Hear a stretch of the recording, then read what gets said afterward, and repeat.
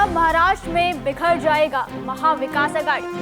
Thackeray brothers के साथ आने से विपक्ष में बड़ी फूट। एकला चलो की तैयारी में कांग्रेस। उद्धव राज ने करी बीजेपी की राह आसान।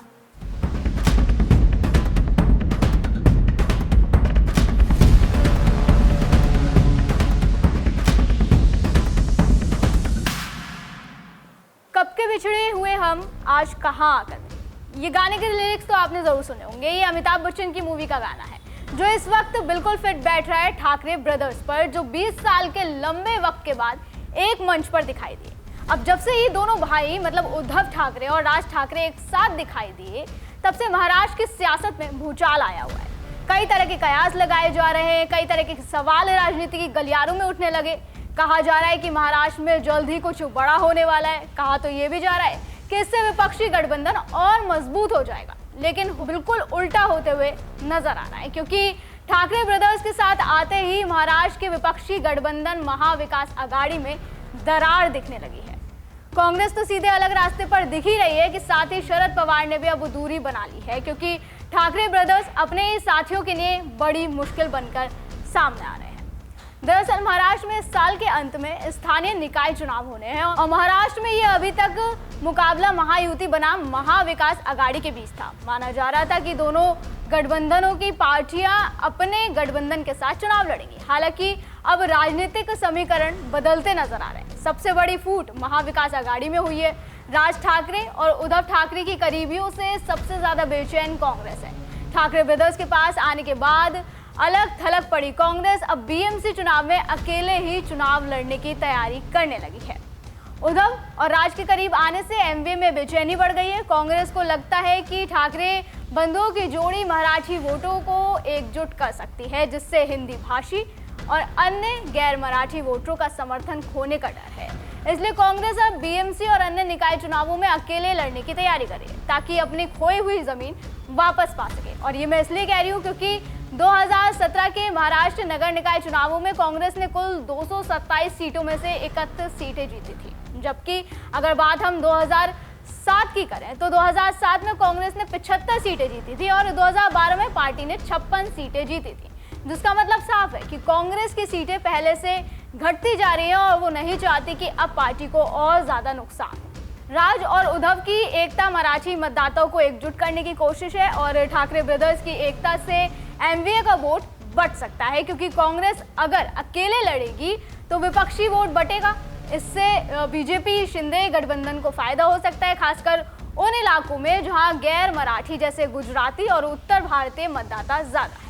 2017 के बीएमसी चुनाव में बीजेपी ने 82 और शिवसेना ने 84 सीटें जीती थी, लेकिन अब समीकरण बिल्कुल बदल सकते हैं। अब कांग्रेस सब कुछ भाप चुकी है और यही कारण है कि वो मराठी हिंदी विवाद पर उद्धव के साथ नहीं है और निकाय चुनाव में भी अकेले लड़ने की तैयारी कर रही है। महाराष्ट्र के नगर निकाय चुनावों में कांग्रेस का प्रदर्शन हमेशा से ही राज्य की राजनीति में एक महत्वपूर्ण संकेत माना जाता रहा है। हालांकि पिछले कुछ सालों में कांग्रेस को कई चुनौतियों का सामना भी करना पड़ा, लेकिन इसके बावजूद पार्टी अभी भी कई इलाकों में मजबूत आधार बनाए हुए है।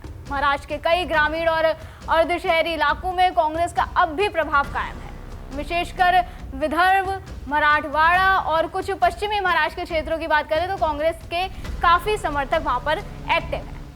नगर निकाय चुनावों में पार्टी का मजबूत वोट बैंक ग्रामीण और मध्य वर्गीय समुदायों में है। यही कारण है कि महाराष्ट्र की कांग्रेस इकाई का बड़ा वर्ग चाहता है कि कांग्रेस कई नगर निकाय चुनावों में अकेले चुनाव लड़े और चुनाव के बाद गठबंधन के लिए बातचीत के दरवाजे खुले रखे। लेकिन इस पर अंतिम फैसला केंद्रीय नेतृत्व को ही करना पड़ेगा। पार्टी के वरिष्ठ अधिकारियों का कहना है कि इस मॉडल को मुंबई, नागपुर, पुणे और नासिक जैसे राजनीतिक रूप से महत्वपूर्ण शहरी केंद्रों सहित नगर निगमों, नगर परिषदों, जिला परिषदों और पंचायत समितियों में अपनाया व दोहराया जाना चाहिए। लेकिन ऐसा करने से भी कांग्रेस के सामने कई चुनौतियां हैं। ये आसान नहीं है। एक तो ये कि अकेले लड़ने पर कांग्रेस को सीटों के बंटवारे की चिंता नहीं होगी, लेकिन महाविकास आघाड़ी का गठबंधन कमजोर होगा।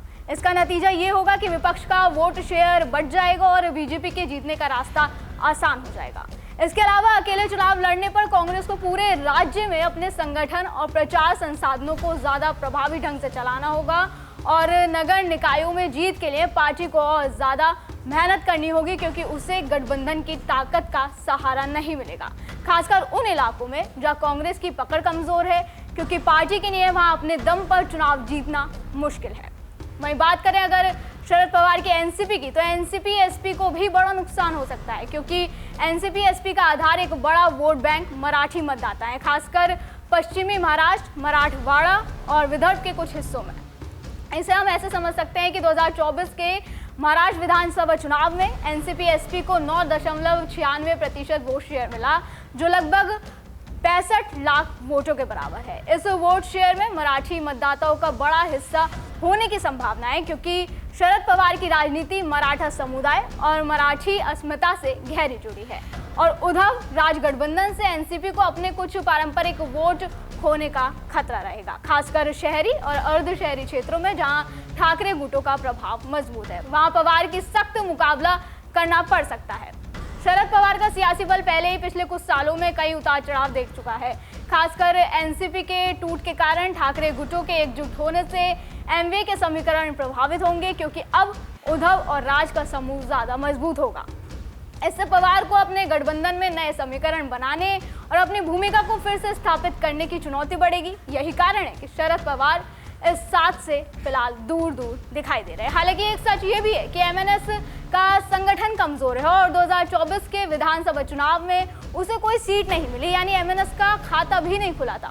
वहीं बात अगर शिवसेना यूबीटी की करें, तो शिवसेना यूबीटी ने 95 सीटों पर चुनाव लड़ा था, जिनमें से पार्टी ने केवल 20 सीटों पर जीत हासिल करी थी। तो ऐसे में क्या सच में उद्धव और राज साथ मिलकर सबकी मुश्किलें बढ़ाएंगे, ये भी देखने वाली बात होगी।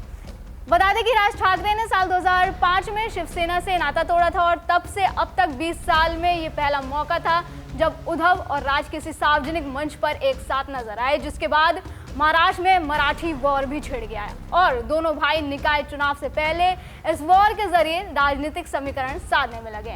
अब उनका ये दांव क्या सच में कारगर साबित होगा? क्या सच में उद्धव राज महाराष्ट्र का पूरा सियासी समीकरण बदल देंगे? आपको क्या लगता है इस बारे में हमें कमेंट करके जरूर बताएं। फिलहाल आज की वीडियो में बस इतना ही। अगली बार फिर होगी मुलाकात। आप देखते रहें DNP इंडिया, हर खबर भरोसे के साथ।